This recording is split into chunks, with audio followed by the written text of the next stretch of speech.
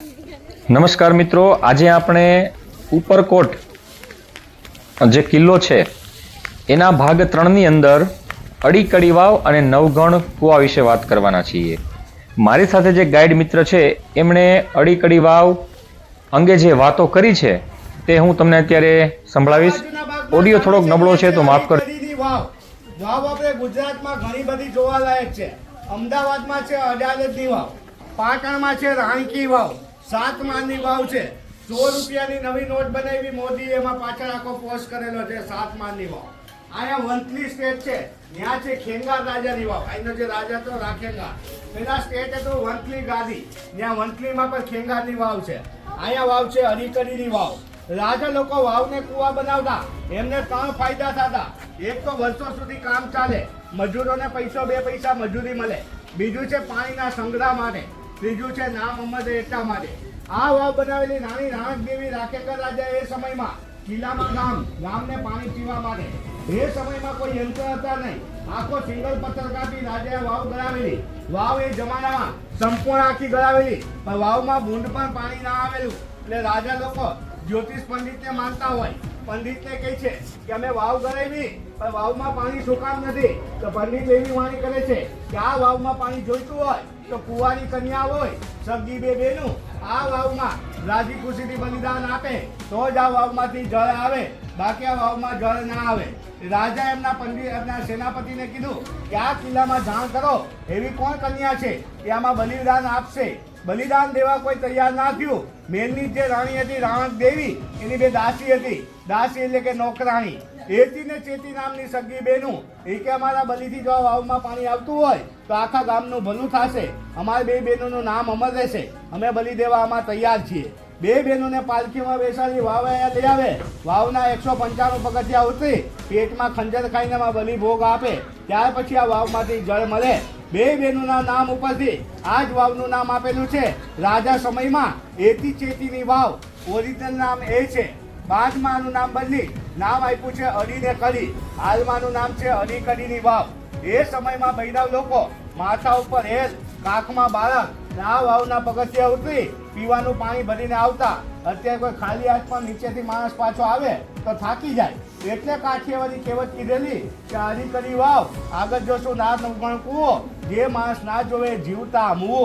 તમે આ વાવ જોશો તો અડધા જીવિત થઈ જશો, આગળ કૂવો જોશો તો પૂરા જીવતા, તમને કોઈ જીવતા મુવા કે નહીં। આની બીજી પણ એક માન્યતા છે, અત્યારે મેં ગાઈડ લોકો બોલતા નથી કારણ કે પાણી ખરાબ છે એટલા માટે, કે કોઈ માણસ નીચે જાય, કચરો લઈ લટાવી મોઢામાં પાણી ભરીને આવે, અહીંયા પીપળે બાર પાણી કાઢે મોઢામાંથી, પથ્થર ગોતી 1, 2, 3 માળ જેટલા માળનો બંગલો બનાવે એટલા માળનો તમને બંગલો રહેવા મળે।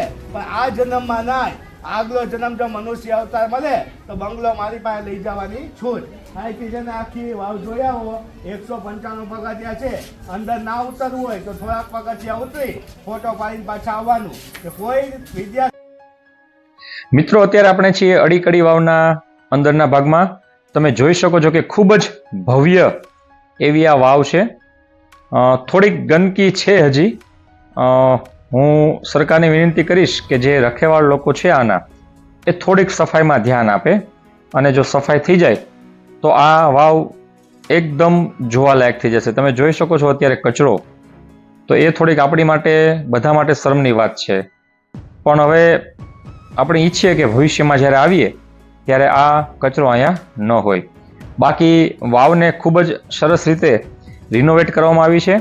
એના દાદરા જે લોકોએ પહેલી વાર જોયો છે અગાઉ, તો તેમને ખ્યાલ આવી જશે કે દાદરા હતા એ ખૂબ નબળા હતા, પણ હવે સરકારે રિનોવેટ કરીને ખૂબ જ આમાં સરસ મજાનું કામ કરી ચૂક્યા છે। ઉપરાંત હવે બહાર તમે જોઈ શકો છો, અહીંથી ગિરનાર દર્શન થયા છે, અને સાથે સુંદર મજાનો બગીચો પણ અહીંયા પટાંગણમાં એમણે કરી નાખ્યો છે, લોન વાવેલી છે। અને આ બંને અડી અને કડી વાવ, જે 2 વાવ છે, એ બંને વાવ અત્યારે આમ જોવો તો રિનોવેશન બાદ સારી હાલતમાં છે, સિવાય કે એમનો પાણી જે છે એ થોડુંક આપણી માટે નબળું। હવે મિત્રો, આપણે બીજી જે વાવ છે અડી અને કડી, એમાંની આ કડી વાવ, એની અંદર આપણે નીચે જઈ રહ્યા છીએ। તમે જોઈ શકો છો કે આ વાવ પણ ખૂબ જ ભવ્ય છે। અગાઉ પણ મેં કીધું એમ અહીં પણ દાદરાને સરસ રીતે રિનોવેટ કરવામાં આવ્યા છે. સાથોસાથ અંદરના ગાળે સ્વચ્છતા પણ સારામાં સારી છે. માત્ર એક જ વસ્તુનો ખોટ છે કે જે છે પાણી. બાકી તમે જોઈ શકો છો કે ફરતે જે દિવાલના જે પથ્થરોની જે દિવાલ છે મિત્રો, અદ્ભુત લાગે છે, ખૂબ સરસ લાગે છે. એટલે મારા મતે તો તમે જ્યારે અહીં આવો ત્યારે ચોક્કસ પગથિયા ઉતરીને જાજો. પગથિયા ઉતરીને તમે નીચે જાશો એટલે તમને નીચેથી આવું કંઈક દ્રશ્ય બતાશે અને જે ખૂબ ભવ્ય લાગે છે, તમે જોઈ શકો છો.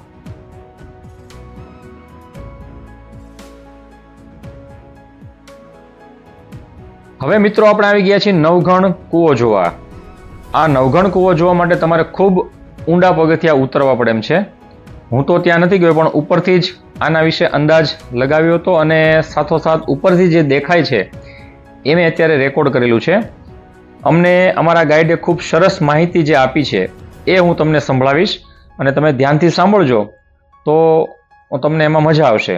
બાકી મેં કીધું એમ અહીં પણ પગથિયાની સરસ રીતે રિનોવેટ કર્યા છે અને ચોખ્ખાઈ પણ ખૂબ સારી. કુવા તમે ખેતીવાડીમાં જોયા, એમાં પગથિયા ન હોય. આ કુવામાં છે નીચે સુધી પગથિયા બનાવેલા. કુવો ઉપરથી ચોરસ બનાવેલો છે, અંદરથી ગોળાકાર પગથિયા છે. કોઈ માણસને જવું એટલે અહીંથી પેલા આમ સામે સીધા જાય, પછી અહીંયા ગ્રાઉન્ડ ફ્લોર આવે, ત્યાંથી તમે અંદર જાઓ એટલે આ દિવાલ કરેલી છે જો સામે. એ દિવાલની અંદરના ભાગમાં નીચે પગથિયા છે, કટ કરેલા છે. આ વેન્ટિલેશન છે, બપોરના સમયે સૂર્યપ્રકાશ મળે સીડી સુધી એટલા માટે.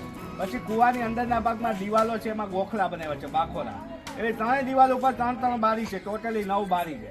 આ કૂવો બનાવેલો રાજા રા નવઘણે, પોતાનું નામ આપેલું રા નવઘણે કૂવો. ઈસવીસન 1025માં કામ ચાલુ થયું, 44માં પૂરું. એ સમયમાં કૂવાને ગાળતા 19 વર્ષ થયા હતા. નવઘણ રાજા કૂવો ગરાવતા ગુજરી જાય, એમનો દીકરો રાખેગર આ કૂવાને પૂર્ણ કરાવે છે. આ કૂવામાં નીચે ખરે બપોરે જવું હોય, લાઇટ ટોર્ચની જરૂર પડે, અંધારું આવે અંદર. આ કૂવામાં હાલમાં કંપની વાળા અંદર લાઇટો ગોઠવી દીધી. એ સમયમાં દીવા અને મસાલો લઈ માણસો આની અંદર ઉતરતા. અંદરના ભાગમાં જે બાખોરા બનાવ્યા છે એ હવાને ઓક્સિજન માટે મુકાઈ દે. અને ઉપરના ભાગમાં તમે જો દિવાલ જોવો છો કૂવાની ઉપર, અહીંયા મંડાણ કહેવામાં આવે, એટલે કે ચામડાના કોષ. એ સમયમાં બળદની જોડીઓમાં ત્યાંથી પાણીનું સિંચન થતું. પાણી ખેંચી બાજુમાં ટાંકી છે, એમાં પાણી બધું એકઠું કરે, પાણી બધું જમા થાય. પાછળ જે જંગલ રાજાઓની ખેતીવાડી અનાજના ભંડાર આપણે સામે જોશું. એ અનાજના કોઠારમાં અનાજનો સ્ટોક કરતા. એ સમયમાં એલ્યુમિનિયમની કોથળી નહોતી, રાજા લોકો જમીનમાં ખાડાઓ બનાવતા. એ ખાડાની ઊંડાઈ હતી પેલા 80 ફૂટ 60 ફૂટ, અત્યારે ઊંડાઈ છે 5, 10 ને 15 ફૂટ. અત્યારે કોઈનો યુઝ છે નહીં, કંપની વાળા માટે કાચ ગોઠવી દીધા. એ કોઠારમાં રાજા લોકો અનાજનો સંગ્રહ કેવી રીતે કરે? નીચે રાખે નીમ પત્તા, કરવી વનસ્પતિ, અનાજ ખરાબ ન થાય. પછી રાખે અનાજ, એની ઉપર પાછી વનસ્પતિ. એ કોઠાની ઉપર લીમડાના જે ઝાડ હોય એને કટ કરી ઉપર ઢાંકણા બનાવી પેકિંગ કરી દે, ગાયના ગોબરનું લેપિંગ કરી નાખે. આ કોઠાર ઉપર પેલા ટેન્ટવાળા મકાન હતા, વરસાદનું પાણી પડે ઉપરથી પાણી જતું રહે, આમાં પાણી જાય નહીં, અનાજનો બગાડ ન થાય. એ કોઠારમાંથી આખા સૈન્યને રાખેંગરે અનાજ ખવડાવેલું. એમાંથી સમાપ્ત થયું. સગા ભાણેજને અનાજ લેવા મોકલેલા, સિદ્ધાર્થ સાથે સંપી અહીંના રાજા સગા મામાને યુદ્ધમાં મરાવેલા. પછી બંને ભાણેજે કીધું કિલ્લાની રાજગાદી અમને આપો. તો સિદ્ધાર્થ હતો એક ચતુર, એ કે તમે તમારા સગા મામાના ના થયા તો મારા શું થવાના? સેનાપતિ આ ભાઈ ભાણેજને લઈ જાઓ, એને એનું ઇનામ દો. એ વખતમાં કોઈ ગુનેગાર હોય તો રાજા લોકો ફાંસીના માચડે ના ચડાવે. કિલ્લાની જે મોડેલ છે એ ઉપર રાજા એક બારી ગોઠવી છે, એને કહેવામાં આવે ધક્કા બારી. એ વખતમાં કોઈ ગુનેગાર હોય તો અહીંયા ઊભો રાખે, ઊંડી ખીણમાં મારે ધક્કો. બે લાલચો ભાણેજને મોડેલ ઉપરથી માર્યો ધક્કો, ચાલ્યો તમારું ઇનામ. એ દગો કોઈનો સગો નહીં, તમે તમારા મામાને મરાવ્યા. કાલ કોઈ બીજો રાજા આવે, લાલચ આપે, તમે મને પણ ખતમ કરો. એટલે રાજા પણ ખતમ, રાણી પણ સતી, એના બાળકોનું પણ મોત થઈ ગયું.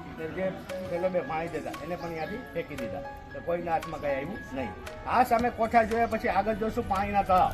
જુનાગઢનો છેલ્લો નવાબ ભાગી ગયો પાકિસ્તાન, એની પહેલા એક નવાબ હતા રસુલ ખાન, એને તળાવ બનાવ્યા 200 વર્ષ પહેલા. 40-50 ફૂટ ઊંડા તળાવ છે. એ તળાવમાં પાણી ક્યાંથી આવે? સામે છે ગિરનાર પહાડ, એની નીચે છે હસનાપુર ડેમ, સામે દાતાર પહાડ, એની નીચે છે વિલિંગ ડેમ. બધા ડેમનું પાણી અહીંયા આવે તળાવમાં. તળાવમાંથી નવાબી ટાઈમમાં ફિલ્ટર કરી આખા ગામમાં જુનાગઢને સપ્લાય કરતા. હાલમાં ફિલ્ટર નથી થતું. એની અંદર નગર નિગમ વાળા પાવડર ફટકરી બધું નાખી આખા ગામમાં હાલની તક અહીંયાથી પાણી સપ્લાય કરે છે. કારણ કે કિલો હાઈટ ઉપર છે, સિટી નીચે છે, આખા ગામમાં પાણી છોડે, આખા ગામમાં પાણી ત્યાંથી સપ્લાય થાય. એ તળાવ જોયા પછી આપણે મુખ્ય દરવાજે જવાનું. તમે આ કૂવો પણ જોઈ લીધો તો હવે તમને કોઈ શિવતા મુવા કે નહીં, બધા જગ્યાએ શિવતા. હવે તમે જુઓ છો ગિરનાર, એનું તમને થોડું માહિતી આપી દઉં કે આ ગિરનાર છે એ કોઈએ બનાવેલો નથી. ગિરનારની ઉત્પત્તિ થઈ, ગિરનારનું પેલું નામ આપ્યું ઉજ્જૈન, પછી નામ આપ્યું રેવતર, બાદમાં નામ આવ્યું ગિરનાર. ગિરનાર એટલે કે ગીર એટલે કે જંગલ એરિયો, નાર એટલે કે યુગ પુરુષ. આ પહાડ તમે અહીંથી જુઓ તમને પહાડ જોવા મળે. આમ કોઈ માણસ સંત આમ સૂતા છે તો માણસનો સાઈડ ફેસ આખો જોવા મળે, માણસનું મોઢું જોવા મળે. જો ઉપર અંબાજીનું મંદિર છે ને એ ઋષિનો કપાળનો ભાગ છે, માથાનો. ત્યાર પછી આમ થોડા નીચે આવો, અણી જેવો પથ્થર જોવા મળે, એ નાક છે ઋષિનું. પછી છાંયડો પડે છે એ મોઢાનો આકાર છે. પછી લાંબો પથ્થર જોવા મળે એ દાઢીનો માણસ છે. અને આગળના ભાગમાં જે વચ્ચે ખાંચો પડે જૈન મંદિર પાસે એ આંખ છે. એટલે સ્લીપિંગમાં માણસ આમ સૂતો છે તો ગળા સુધીનો ભાગ છે. સંત મહાત્મા આમ સૂતા છે, સિદ્ધ સંત મહાત્મા. કે ગિરનાર છે એ આપણે ગુજરાતમાં મોટો પહાડ કહેવાય. ગિરનારની અંદર 33 કરોડ દેવી દેવતાનો વાસ. ગિરનાર તમારે ચડવું હોય તો 9,999 પગથિયા. સવારે વહેલું 5 વાગ્યામાં જવું પડે. આવક જાવક 6-7 કલાક હોઈ જાય ગિરનાર ચડતા. ગિરનારની અંદર પેલા જૈન મંદિર, પછી ગૌમુખી, ઉપર અંબાજી, એની પાછળના ભાગમાં ગોરખનાથ, છેલ્લું શિખર આવે ગુરુ દત્તાત્રેય. ગિરનારની હર વખત પ્રદક્ષિણા થાય એને લીલી પરિક્રમા. 36 કિલોમીટર આપણે ગુજરાતી રાઉન્ડ મારે. ગિરનારની પરિક્રમા ભગવાન રામે કરી, ભગવાન કૃષ્ણએ કરી. આંધ્રા મા બાપને શ્રવણકુમાર લઈ ગયો, એને પણ ગિરનારની લીલી પરિક્રમા કરેલી. ગિરનારની પરિક્રમા કરી આવો એટલે ગિરનારની યાત્રા તમે કરીને આવો અને તળેટીમાં છે દામોદર કુંડ, જ્યાં નરસિંહ ભગતનું પહેલું સ્નાન થતું, નરસિંહ મહેતા. એ દામોકુંડમાં મારા નાહી લે કે પાણી માથે ચડાવી લે, એની 4 ધામની યાત્રા બરાબર. બીજું માહિતી છે શિવરાત્રિનો મેળો, નાગા સંતોનો મેળો ભરાય, તમે જેમ કુંભનો મેળો ભરાય. તળેટીમાં મહાદેવનું મંદિર છે, એની અંદરના ભાગમાં તમે જાઓ ત્યાં કુંડ છે. એ કુંડને કહેવામાં આવે છે મુરગી કુંડ.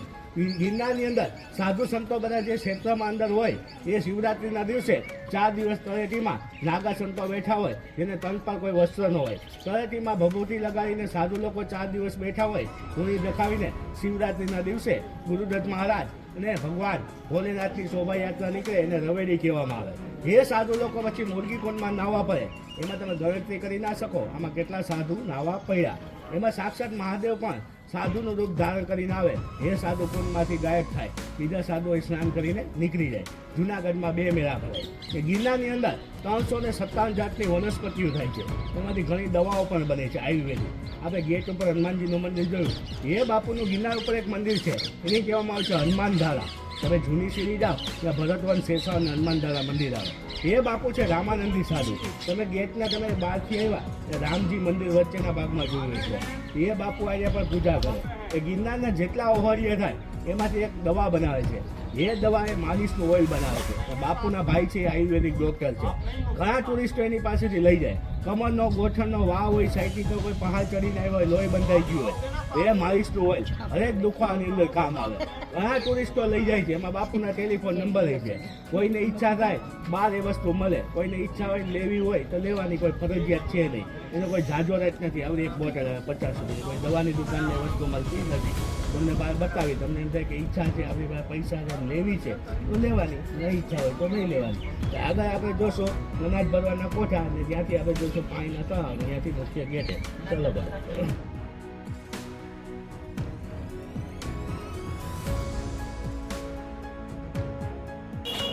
નવાબ રસૂલ ખાને બનાવેલા જુનાગઢના પાણી પૂરક થાય છે. સામે ટાવર છે આઉટલી અને ઇન્ડિયા ટાવર. એ ટાવરમાંથી પાણી બધું આમાં ઠલવાય, અહીંથી ગામમાં સપ્લાય થાય. ઓલું વ્હાઇટ મકાન છે એ નવાબી ટાઈમમાં ફિલ્ટર સાથે એમાં ફિલ્ટરના હાલમાં છે, અત્યારે બંધ પડેલો છે. આની અંદર પાવડર ને એવું બધું નાખી અને નીલ સેવા વહી જાય, પછી આખા ગામમાં સપ્લાય કરે. જુનાગઢને પીવા લાયક પાણી અહીંથી મળે છે. સામે પહાડમાંથી પાણી આવે બધું અહીંયા. સામે જો ને કોઠો છે ને વ્હાઇટ કલરનો મકાન, એમાં પાણી આવે છે. ત્યાંથી અહીંયા આવે પાણીના તળાવ છે. એમાં પાણી બધું ત્યાં લાઈનમાં આવે છે ભૂંગરામાંથી. ઇંગ્લેન્ડથી મગાવેલું નવાબે 150-200 વર્ષ જૂની લાઈન છે. હજી સુધી ક્યાંય